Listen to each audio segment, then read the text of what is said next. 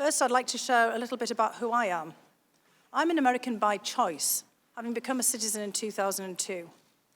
I was born in the northeast of England, in the same region that George Washington's ancestors came from. Both my region and my family have deep ties to the United States.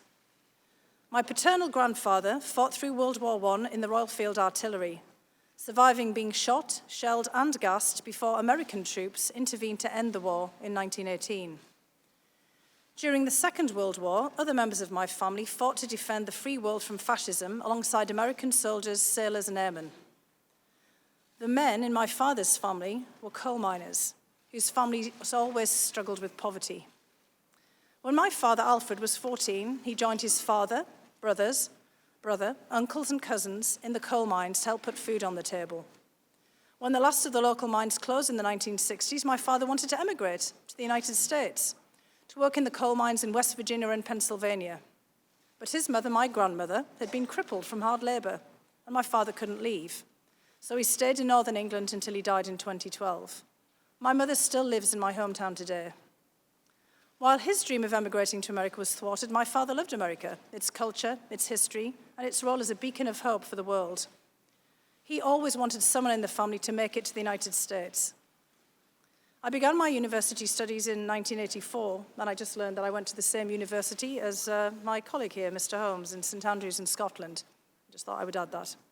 And in 1987, I won a place on an academic exchange to the Soviet Union. I was there for the signing of the Intermediate Nuclear Forces, or INF Treaty, and when President Ronald Reagan met Soviet leader Mikhail Gorbachev in Moscow. This was a turning point for me. An American professor who I met there told me about graduate student scholarships to the United States.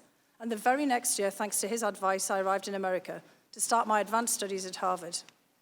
Years later, I can say with confidence that this country has offered me opportunities I never would have had in England. I grew up poor, with a very distinctive working-class accent. In England, in the 1980s and 1990s, this would have impeded my professional advancement.